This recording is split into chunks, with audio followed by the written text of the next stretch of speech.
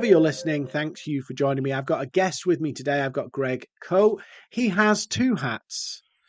And Greg, do you want to talk about your two different hats? So your day Sure. job and your other job. Sure. Thanks, Dean. Glad to be here. I appreciate it. So I've been in IT my whole career. So I work for a large software company as an account director. And so that is my day job, right? I've got responsibilities doing that. And in 2020, I started a side gig in a jobs ministry called GetLinked.pro. And that's really to serve people that are job seekers or looking to advance in their career. And some people are sales and marketing professionals that are working on personal branding and social selling. Cool. Awesome. So Greg, a life in IT, let's just start there, right? Yep. And sales, you got an account director title. I'm assuming that's a heavy sales role. It is. How have you seen that kind of sales world change over the years? Wow. So, I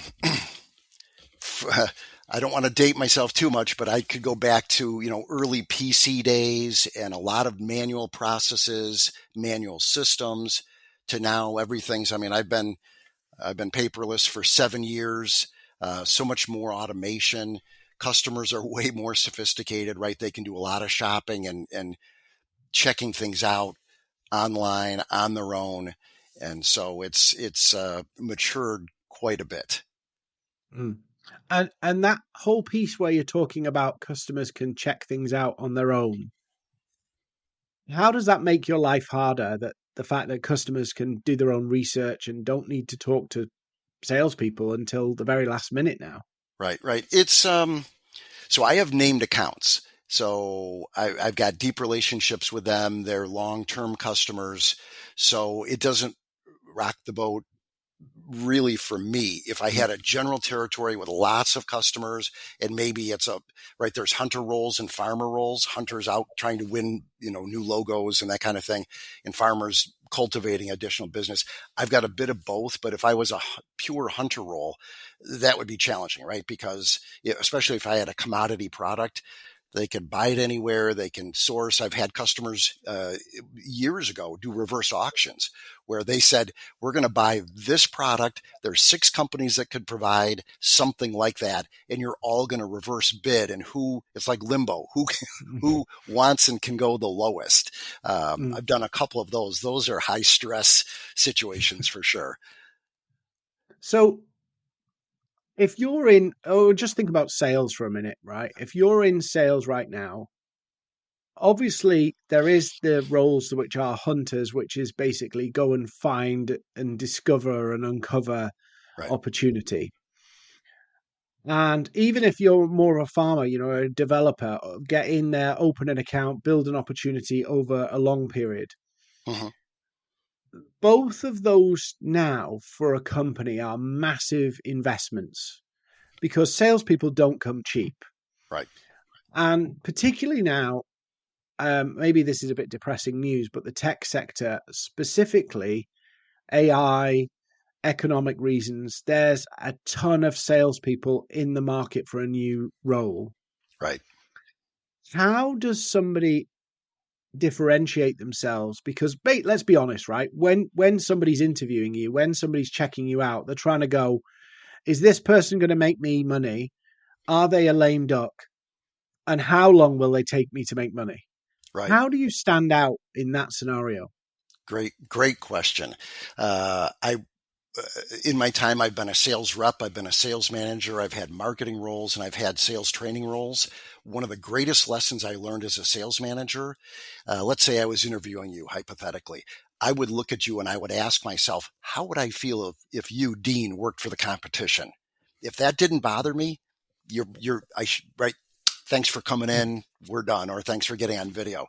If that concerns me, if I would not want to compete with you, you're probably a real good candidate and we should dig deeper. So that would be the number one thing, is just a gut assessment of how I would feel about that. There's a whole way through search engine optimization with LinkedIn, which is my side gig and specialization, Mm. where you can set, there's well over 60 different things that a person could do in their profile to differentiate themselves, right?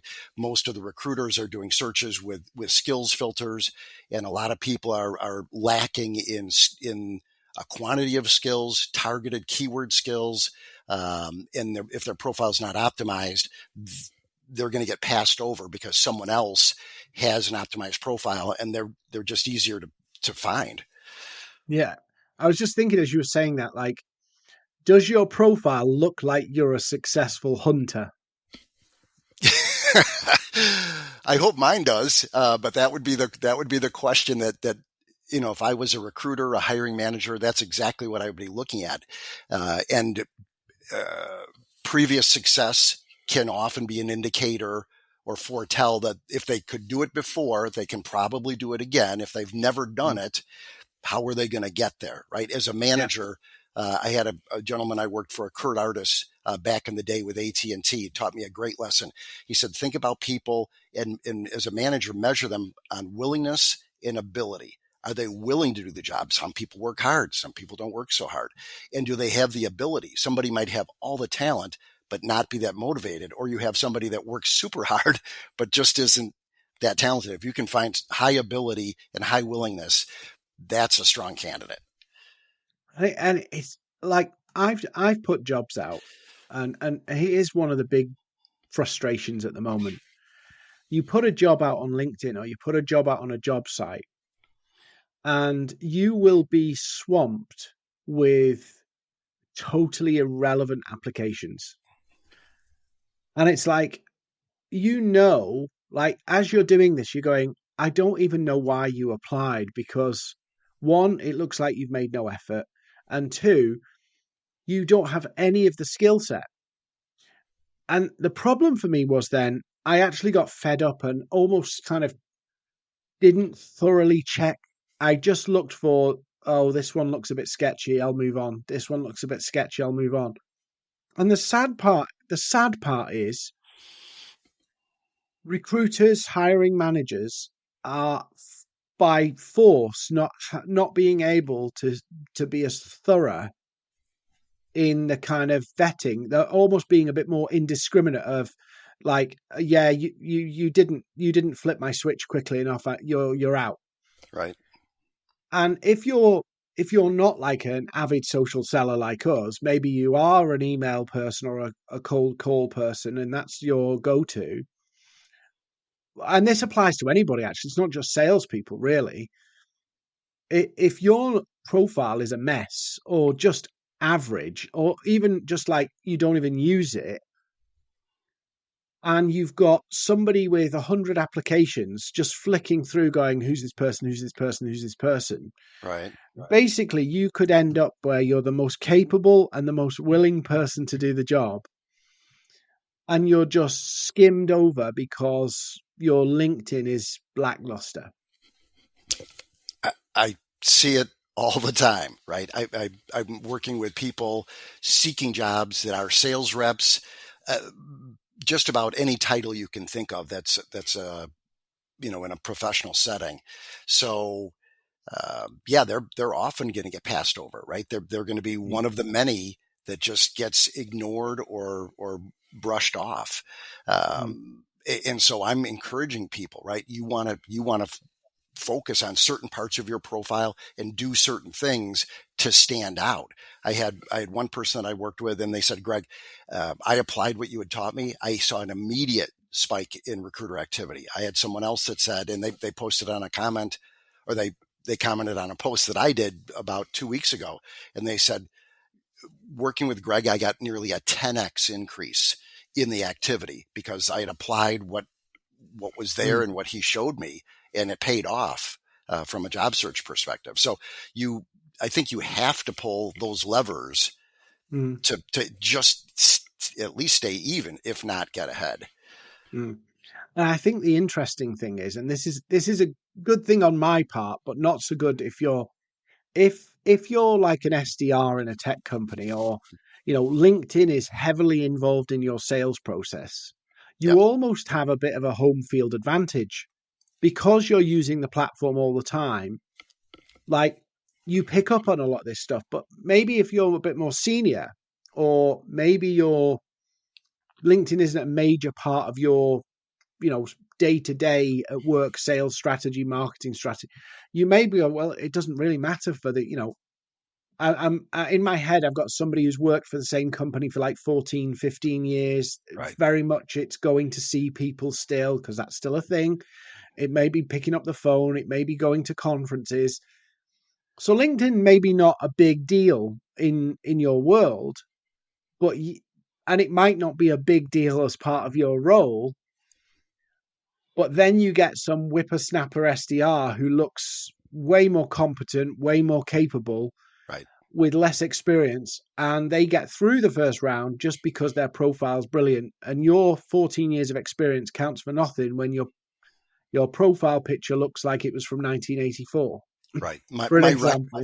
My record, I've worked with somebody and I've never met them in person, but we've done probably 15 video calls and their picture looked dated. And I asked them, they said it was 20 years old. I said, I recommend people update their photo every 1 to 2 years. They're like, yeah, I need to get on Yeah. that. So to your point, the legacy person is at a huge disadvantage, right? Mm-hmm. And the person that's on LinkedIn, that's using it, that's used to the tool, whether it's part of their day job or not, just has a huge advantage because it's the go-to. The stats I've seen, 95% of all recruiters are using LinkedIn on a regular basis. Let's call it a daily basis, right? That's their go-to tool. And 3/4 of all hiring managers are going to review profiles before they make a hiring decision. So a lot of it is, let's call it what it is. It's personal branding, right? How Yeah. does somebody present themselves? I'm not in real estate, but people talk about location, location, location, and curb appeal. And Mm-hmm. a LinkedIn profile needs, if you want to stand out, needs to have some kind of curb appeal. Yeah. Did you know what's fascinating? I actually worked with a very aggressive recruitment firm, and it was fascinating to watch how they use LinkedIn to find candidates. And they are ruthless. So, like, keywords, like literally they will search for keywords. So, if you've got experience in selling, XYZ technology, they will search the profiles for XYZ technology. Yep. And if that phrase isn't on their profile, bin. Yep. A And hundred it's percent. Yeah. because they're paid on a commission to get a successful candidate. So they will only field the people who are hyper relevant. Right. It's if I think back early in my career, I've done a number of things in IT in different sectors, and I was able to move from this space to that space because I knew how to sell and I knew technology in general, but maybe not a specific product like you're talking about or a specific Mhm. technology. And I would just learn it and get on with it. And I feel like today, like you said, if I'm not used to selling a specific brand, a specific technology, I'm not even going to get considered. Like I would have to go to get an entry level position is probably a big step down in my career in that Mhm. given space. So you're right. They've got to have that technology, right? And feature it in their profile probably, well, at least once, right? But there's all kinds Mhm. of places where you could have those keywords and skills and experience. There's a number of places and you're sort of stacking the deck then, right? If I had, Yeah. I've got an Apple iPad in front of me. So let's say it was Apple iPads, right? So I'd want, ideally, that's in my headline, that's in my about section. I've got it in my skills section, right? In my experience, all those sorts of things. It's sort of like I'm stacking the deck for what Mhm. they're looking for specifically. And it's weird because recruiters will literally look at LinkedIn. They will use LinkedIn like Google. Who has got, Yes. Salesforce on their profile? If they don't have Salesforce, they're irrelevant. Yep. Yep. And that really presents a challenge because actually you've got to think, well, hang on a minute, what roles am I going for? What technologies are they going to be looking for? And are they visible on my profile? And I don't think people think like this. Well, it's interesting. Somebody, so I do a monthly webinar where I teach people how to upgrade their LinkedIn profile, and somebody gave me feedback not that long ago, and they said Greg showed me how to look at my profile from a hiring manager's point of view, Mm. which I loved. I was like, okay, I hadn't thought of it that way, but that's what I'm Yeah. trying to do. I've been a hiring manager, right? I was a sales manager for 8 years and had a whole bunch of great sales folks. And so I know what to look for and how a hiring manager would look at that. I also have a number of friends that are recruiters, so I get a good sense of what they're looking for. And so you need to show well, right? You need to personally brand, or you're just left behind. And what does that look like when we're talking personal brands? I mean, I can talk about it from a you're trying to sell something on LinkedIn, but what does that look like from I want to get hired? What are the things that you do differently? Sure. So if they're overtly looking, right, they're in the marketplace, they want people to know, they should have that, most likely have that hashtag open to work wreath on there. Hmm. Now there's two sides of that. Some people think that's great. Others are like, hey, it looks desperate. To me, if I was openly looking, I would put that out there. So that would be one thing. My background section, definitely not blank. I need something there. And ideally that personally brand. So I'm in the IT space. So I might show a particular product that I sell. I might have a word cloud with keywords that are relevant to what I do, and that'll communicate in a second, uh, you know, a whole host of values, experiences, and skills. That could be in my headline, and there's a lot of other sections where you could feature and show those things about a given technology or a space, or like I said, it might be real estate, right? Maybe you're trying to get hired by a real estate company. And so it might be real estate terms and all the things that go with that. Hmm. Now, I'm really curious on your thoughts on this because it was interesting you said that. I might steal that, by the way, about willingness and ability, because I think that's a really cool line. Um, One of the things that I see with a lot of salespeople is when you see what they post on LinkedIn, it's just company repost stuff. I'm a firm believer, and I don't know how you feel about this, Greg, that if I was a hiring manager and I looked through somebody's profile and I could see they were a real champion for their current employer, Yep. not just reposting the company page, but they've got something to say about it. There's like Right. evidence they're actually up for this company. You know what I mean? I do. That for me, I'd go, this person's a real asset because they're really, if we get them, they're going to go full, they're fully behind it. Right. And yet, when I look at so many salespeople's profiles, it's just repost. There's nothing there like goes, you're just going through the motions. What's your thoughts on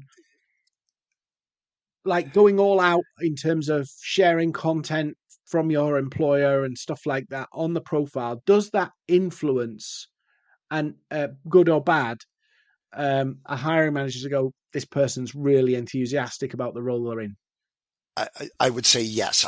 If I'm a hiring manager, that's going to influence me. First, that I can see it that the patient has a pulse. There's some kind of activity, right? Most people are passive on LinkedIn. The very small percentage actually have any kind of activity level. So I would want to see that they're doing something, right? And then Mm. some companies provide that prepackaged stuff and some don't. I've worked for companies that do. I frankly love it because, if we got an industry analyst award or a customer satisfaction recognition, things like that, I love to put those things out there and post them. So many companies have those available. To me, as a manager or hiring manager, that's the minimum. That's the ante. They need to be doing Mm. that. Now, again, their company may or may not offer that. If you're with a smaller company, maybe you're on your own, BYO. But I would want to see that they're doing that. Ideally, they would not only be an advocate for the company, but they would be sharing. They have a point of view, right? Mm. Think about the challenger sale and the person that is an expert and will challenge. Hey, I see what you're doing, but here's what's going on in the industry. Here's how you can be successful.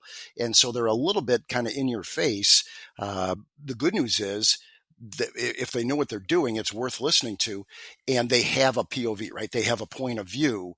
And if I'm a hiring manager, I want to see that. That's going to be high credibility as opposed to Mhm. somebody that either has no activity or a like or a cool or a whatever that's doesn't move the needle at all. I'm looking for somebody that's active, maybe commenting on other people's posts, or they see a great article and it's like, okay, this is valuable. They'll share it and then have some comments on there and maybe an engagement question, right? That Mhm. could draw out and drive some activity. Uh, I think that whole piece about, you know, whether you're a marketing person, a sales, but it doesn't matter. But if you're, it sounds really sinister, but if you are really going for it and going, right, I'm really looking for a new career, you want to demonstrate that you have been fully invested in your past employer, because, as much as it's just a job, there's two ways to do a job, isn't there? There's, like, you take the money and do the minimum you can do to get by, and then there's the people who are really driven. Right. And it's really hard now to see who's who. Right. Well, think Pareto principle, right? 80% of the sales are probably coming from 20% of the people. Some people just get it. They're into it. They're adding a ton of value for their customers, which is driving ideally revenue and growth for their company. So it's finding those people that are engaged. A friend of mine is a recruiter at a major tech company, and they said for salespeople, I'm looking for some stats on their LinkedIn profile. What percent of quota were they? And what was the quota, right? Is it $1 million? Is it 100 million? Gives me a sense of scale. How do they rank on the team? Are they number one out of two? Number one out Mhm. of 20, 50, 100? Those sorts of things, right? So I have a sense of scale. They said the ideal would be I was X percent of quota, over 100% against I'll make it up, $5 million quota, ranking me number one on a team of 15 people, right? So I get a great sense of scale there. And here's an interesting thing. As you're saying that, I'm thinking about it and going, you know, when you're interviewing somebody and they say, "What's your quota?" and all that stuff, it Yep. can be all BS, right? Somebody could just say, I'm always over target and what have you, and it's all BS because in the interview, it's there. And generally now, people are so afraid of consequences of what you say in references that references say nothing, Right. right? Other than you worked here, I was a right? manager and I was coached by the HR group. All the managers were. All I could say was, yes, this person was an employee from this date to this date. They could have been an A+ player. I couldn't say it. They could have been lacking. I couldn't say it. But It's interestingly, I yeah, was just thinking, interestingly, whether it's your about section, I'm not sure, maybe you can speak to this in a moment. If you actually put your track record on your profile in a public space, you're basically saying, I'm prepared to tell my track record in front of my existing employer. agreed. Agreed. The way I go at it, so I recommend a couple things. In your LinkedIn experience section, I see some people that they're either blank, that's not good, or it's War and Peace. It's so long, right? I'm looking Mhm. for 1 to 3 bullet points about what they did in the scope. If you were a manager, right? What was your geography? How many people? And then I want to see some kind of an accomplishment, ideally more than one. So it could be the example I gave you of the recruiter.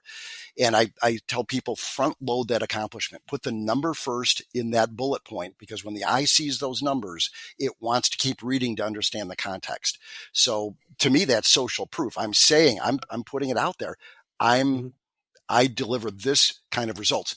Now, for myself as a career salesperson, I don't list my sales accomplishments in my current role because I don't want to say, I'll make it up, I'm 500% a quota. I don't want my customer to look at it and be like, well, he better be 500% a quota because we just wrote him a multi-million dollar check, right? But for past positions, I absolutely have it. You can go look at my LinkedIn profiles. This is Greg Coe. It's on there for past positions. I'll list percent of quota, maybe a ranking from a team or a Mhm. regional perspective, and I'm putting myself on the line. I don't know. I don't stretch it, but right, there have been people that are fired because they lied on their resume. I don't know if that would carry over to a LinkedIn. Like if I was hiring somebody, I would probably screenshot or download that so I've got Mhm. it, right? But I don't know the legal side of that. Just I worked for a guy, Ed Gray, back in the day, and he had what he called the red face test, right? You need to be able to say these things and never get a red face, right? Don't stretch Mhm. it, you know, uh, tell it like it is. And that's one of the things I do actually. When somebody applies, they send in obviously their CV or their resume as a doc or a PDF. Right. I go to LinkedIn and try and cross reference it. And you'd be surprised how many don't add up. Interesting. Um, on that note, how do you balance, or what's your advice on balancing that you are confident in your accomplishments, but you don't sound like full of yourself or over the top? How do you balance that? Even if it's true, how do you kind of brag but stay humble? Great. Yeah, that's a balancing act. Well, some people just don't get the results, so they're either saying nothing or they're stretching it, right? And other people are super overachievers and could overplay that or underplay it. I think my recommendation, especially from a LinkedIn perspective, it's the headlines, right? In that job, list 1 to 3 bullet points. I don't want the whole story. All I want is it to be one, true, and then two, interesting enough that they want to talk to you, right? I Mhm. don't want to tell, because if they can read the whole story, they don't need to interview me, right? They'll make a decision without ever talking to me. So I want it to be attention getting, but just the facts. If you look at mine, right? In one position, I think 229% of quota. So I'm just stating it as a fact. It's not like, and Yeah. I got this whatever trip or, I bought this or that. It's just, these are the facts of what happened. Mm. So Yeah, yeah. And thinking about that from your point of view, Greg, what are the common things that you see people really mess up on? If you could say there's like three or four things that people really just get wrong, what would they be? from a LinkedIn perspective, their profile, Yeah, yeah. let's put it this way. So I've been on LinkedIn since 2005. I've been a LinkedIn coach since 2020. Uh, Good sized network, and I look at profiles all the time. Day job, side gig, all of that. So I'm looking at it. Most profiles, frankly, are astonishingly bad. They just are. So top three things they've done: eye heat map studies. The in this order, this is what people look at: the headshot, right? And I read about a recruiter once that said, "I'm looking for people, to your point, that are serious about their career." If they're serious about their career, they're serious about LinkedIn. If they're serious about LinkedIn, they've got a headshot. If they don't have a headshot, they are immediately disqualified, right? So Mhm. you need a professional or high quality neutral background shot, head and shoulders, no distracting background. In the monthly webinars, I actually show examples of what great looks like and then examples of not so hot. So headshot to me is number one. Then the background photo is a huge chunk of real estate. And if it's blank, that's a complete miss from a personal branding perspective. And so you need to convey, I worked with somebody yesterday that their background was a mountain scene, just, and frankly, average, not a Mhm. super spectacular mountain scene. And I said, what are you trying to convey? Like, is this a special place to you? What are you trying to say? They said, well, I just thought it was pleasant. I said, here, you're going for this kind of job. You probably, they're in IT and it's intangibles. I said, you probably want a word cloud. Here's some Mm. examples, right? And so that background photo is super important. If anybody's been on LinkedIn for a long, long time, it used to be you had to have a paid membership to get the background. Well, that's long gone. So headshot, background photo, and then that headline's just got to sizzle. You want to have your, ideally, the formula would be your title at a company or what you're seeking, right? And I think about, uh, I'm a bit of a hockey fan. I think of Wayne Gretzky is considered one of the greatest players ever, the great one, Hall of Famer. And he was famous for skating where the puck was going, not where it was going. And he was maybe the best ever. And so I coach people. I want your profile to convey where you're going, not where you Mm. were, That's a good not point. even where you are today, but where are you going? And Mm. so it might be a job change or I'm shifting. So it's the title. It could be, I'll make it up, account director in the IT industry, right? Because maybe that Mhm. somebody's trying to come into that space. And then you want to have some keywords and skills and things.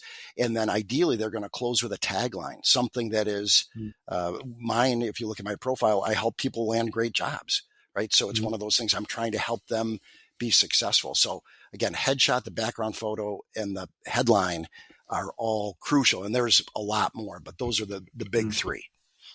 So, on that note, and this is a tricky one because this might not apply to everybody here. Obviously, on LinkedIn, there's the recommendations section, Yes. and that goes with you through your whole career. So it's not like you change jobs and that disappears. That's something that goes there forever.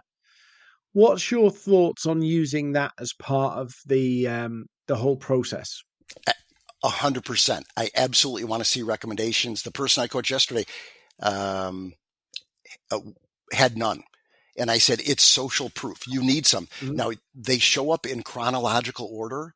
And so one person said, I've got a great one and I want it on top. So I don't really want to get any more because it'll start getting pushed down, right? And you see, I think the first two show Mhm. visible and then you can scroll through. You cannot show something. So you're right. If somebody wrote me a recommendation years ago, I still have it, but I can show it or not show it. So if it's not relevant, maybe I turn it off, or if it was okay, Mhm. I might turn it off. But I strongly recommend that people have recommendations on LinkedIn. And my coaching would be, if you need recommendations, ask somebody. Hey, Dean, I did a great job for you. You know, I'm looking for a position. Would you be okay writing me a recommendation on LinkedIn? Here's what I'm looking for. Short and sweet. 1, 2, 3, 4 sentences. Don't write War and Peace, just something short. I've actually taken key recommendations. This is years ago when I was interviewing for a position, and took those recommendations, pasted them into a doc. And so I went in, this is in the days of paper, so it was more than 7 years ago. And as I'm interviewing, here's my current resume.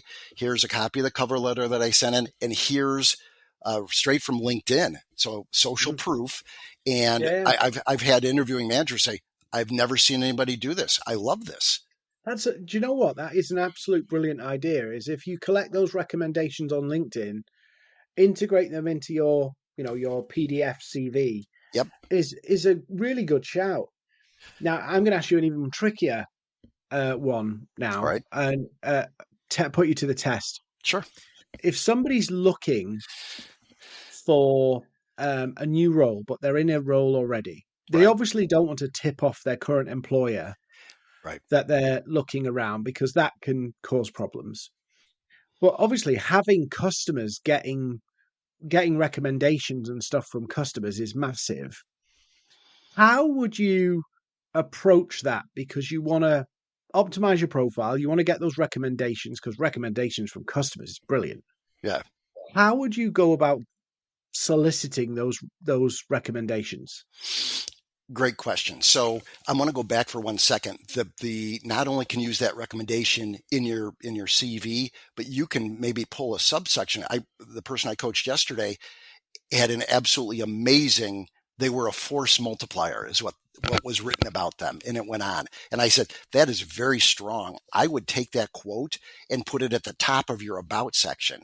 If I'm a prospective hiring manager, that's the first thing I want to see, because I'm looking Mm. for people that are very productive and can move the needle. As far as asking customers, uh, this is what I've done in the past. If let's say you were a prospective customer of mine and we're working together, I'm figuring out what you need. I will say to you, Dean, my goal is that we deliver A plus service. You absolutely love what we've done. You're completely satisfied. It would then make it easy for you to say, yes, I'll write you a recommendation on LinkedIn. So I'll tell them before I've ever sold them anything, this is what I'm going for, which is I'm holding myself to a higher standard because I Mm. want this. I want you to be satisfied. You're not going to give that to me unless we've knocked it out of the park. And Mhm. so I'm putting myself on the spot. And then you as a customer can say, you know, you measured up or you didn't, right? Mhm. But I aim to please. And so it's one of those, it can make it very easy for them to write it. So, in one sense, with the recommendations, what you're saying is that should be built into your day to day of your career that you're Right. gathering them, Right. not treat it like, oh, that customer, maybe I can go back to them, because people will do things in the moment. People will do things quite quickly, Yes. but actually trying to go back months, weeks, and get people to do stuff is really tough. Yeah. But it's Good luck. interesting because I don't think anybody's thinking that way about, do you know what? I need to gather these recommendations from people I've had a really good relationship with as a customer, Yep. because that is obviously going to stand me in good stead for the long term. I don't think people are thinking about what's my personal, like, review status. Right, right. This is a really interesting topic to me. I would agree with you. Very few people do. This is something that just resonates for me. Um, I've got paper copies of at least 20 written recommendations from customers over the years, plus another 30 plus recommendations on LinkedIn. So I'm a huge believer in it. If I have time for a very short story, part of how I got into my current software company, I was recommended in or referred in. I was told you're one of 20 candidates. Good luck, right? So I worked my way down. I was one of two finalists, and the last call was with the engineer, and I saw that we had four mutual connections on LinkedIn: the hiring manager, their boss, the engineer's manager's manager, and then the fourth person used to be a customer of mine in Denver years ago, like 14 years earlier. And so I had, and I have it handy, I had a soft copy of a reference letter from August 2nd, 2004, talking about the level of service, right? So it's a mutual connection. I sent a soft copy to the person I'm interviewing with. We get on the video call for the interview. They looked a little shaken. And I said, "How are you?" They said, "Good, but I'm stunned." And I'm like, "Why?" And they said, "You sent me a reference letter," right? I said, "Yes." They said, "Our company today," at that time, has 25,000 employees. I have one mentor. You sent me a reference letter from my mentor." And I burst out laughing. I'm like, "You're kidding, right?" He said, "No." I said, "I couldn't reach that person before we could talk. So I did not know that, but I'm just going to call that Providence." And then I put on my sales hat and I said, "If I'm one of the two finalists and you and I hit it off and you think I'm a good match and I have the social proof of a recommendation, whether it was from LinkedIn or I happen to have a hard copy of it and a soft copy, I'm going to get the offer, aren't I?" And he laughed. He said, "Yeah, you probably are." And the rest is history. So obviously you work with people to kind of sense check. You're almost like the mirror to them, of going, let's look at what this job you want to go for. Do you look the part for this? Yes. Are you ticking all of those boxes? And you're providing like there's stuff we don't see about ourselves, is there? Right? So Everybody has blind blind spots. spots. I'll give an example. I worked with a C-level executive, and so we're going through their profile, and I said, "Hey, I see that all your previous experiences before what you're doing now are all written in present tense, like you're still there." And Mm, he goes like this. And he said, "I'm snowblind. I've looked at my profile at least 100 times. I've never noticed that. Thank you so much." And he went in and changed all of those to past tense. Not a big deal, but mhm. I've seen sales reps that go from company A to a competitor B. And if you look at their profile, the previous position sounds like they're still at company A with a Yeah. brochure about how great that company is. And they're now competing with it. It's like, update your profile, please. So yeah, I'm trying to be the mirror of Mm, what they're looking for. I had somebody I worked with that was fantastic. They were super sharp and were looking to get ahead in their career. I coached them. Within 5 minutes, they were making the updates. Within 2 weeks, they found an opportunity, interviewed, got the offer, and accepted it and got the job. They contacted me, "Greg, thank you so much." Right. I said, "Tell me more." They said 3 times during the interview process, they were told their experience, their LinkedIn profile, their resume lined up perfectly for the position they were going for. Well, guess what? That was not an accident, right? no. I had worked with them. They were good. They just needed how to present this and package it and how to set up their profile. But the keywords that were in the job rec, they were able to mirror those. So they were a perfect fit and it was legit. They weren't just making them up. Mhm. And I said, "Tell me a little more." They said, "Here's the good. Not only did I get a great job with a great company, I got a pay increase." I'm like, "All right, I'm never going to say your name or the industry, but how did you do?" They said, "My salary used to be 110,000 US dollars. I jumped it to 205." I'm like, That's an Jeez. 86% increase. They're like, I know. It's interesting. It's almost like full circle because when we started at the beginning, we were talking about customers are now like they're researching um, products and services Right. more without you. Yes. And the old school way of recruiting was you submit your CV would stand on its own 2 feet. The CV would either be good, bad, or ugly. You then get invited for interview. Now, what's happening is actually that CV is like, let's try and track this person down online and vet them as much as we can so we don't waste time interviewing the wrong people. Right. It's like the same thing almost. The salesperson can't get to the customer as easily, and the customer's doing a lot of the vetting. And now we're in the scenario where the recruiting manager, the hiring manager, can do a lot of the vetting without ever talking to you. Agreed. Agreed. Yeah, it's on LinkedIn. And from a personal branding perspective, I think about offense and defense, right? And I like U.S.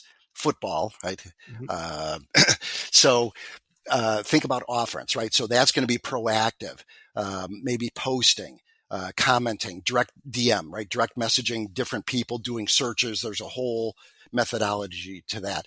And then the other side would be the defense. You need to show well, right? If you can get Mhm. your hat in the ring, you need to show well. And so the optimization is going to help you get found faster and stand out from the dozens, hundreds, thousands that are applying for a particular position. I had someone I used to work with said, "Hey, one of the people that I know applied for a position at your company, and it's not posted anymore. Can you check it out?" So I went looking. I found our internal recruiter. They said, "Oh yeah, we already had an internal candidate. We had to post it for 24 hours. By the way, we got 7,000 applicants in one day." Now, I'd like to think I'm good, and I know you're good. I don't know about you. I would not want to compete against 7,000 people for anything. No. And so you've got to do stuff.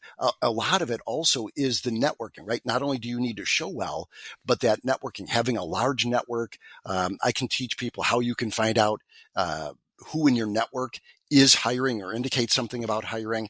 And so to me, that's the way you go, right? If you've got a high quality, high level network, ideally, right, that are in hiring positions, and having things like the reference letter, social proof to be able to reach out at my company. If somebody contacted me and said, "Hey, I see this position. Could you refer me in?" Yes, right. If they're good, they should work here. And so I'll refer them in. They have way more credibility than somebody just coming in off the street. By the way, if they get hired, I get a bonus, right? So the company wins, they win, and I get something out of it too. So working that networking, there's a whole, I don't know that I call it a science, but there's a whole process to that. And that can be huge instead of the old CV that is probably going to get overlooked. So the little bit of promo, Greg. Who are you working with on this, and how do you work with people? What do you do for people? Let's get brass tacks here. Sure, sure. So my ideal client is going to be somebody that is a job seeker or looking to advance in their career. They may be in a good situation, but they want to go for the next thing. Or it's going to be somebody or an organization from a sales marketing perspective that's like, "Hey, our profiles are terrible in general. We need to have," I have one company that said, "Hey, we're looking at doing campaigns where we're going to post. We want our salespeople to be proactive." And so those are things that I can look at are and helping them drive towards those goals. And what's the best way to get in touch, Greg? If you can go to getlinked.pro, and yes, .pro is a domain. It's been out there for years. You can get to my website and I can be contacted there. It's Greg at getlinked.pro. And on LinkedIn, it is URL is This Is Greg Co. Cool. COE. Awesome. Greg, this has been fascinating talking about LinkedIn. It's really interesting. I mean, that whole piece about, I mean, that's a killer piece there. Get the recommendations and use the recommendations on your CV. Like that is a massive differentiator that people wouldn't do. I'd never thought of that. So that Yep. was brilliant. Yep. I'm Yes. Go ahead. I'm also stealing your ability and willingness. I'm going to give full credit to Kurt Artis. Yeah. Awesome. Greg, Good. thank you for coming on. This has been Brill. Uh, Everybody, I will put Greg's details below or wherever you're watching this. So go check out his profile. if you find this interesting, go and message him and say, I found you off Dean's podcast, and I'm sure he'll connect with you and chat with you on LinkedIn too. Great. Dean, it's been a pleasure. Thank you. Thanks. That's a wrap for this episode of my podcast. If you love this, please share it on your socials, share it with your friends, and come and connect with me on Instagram, LinkedIn, or X.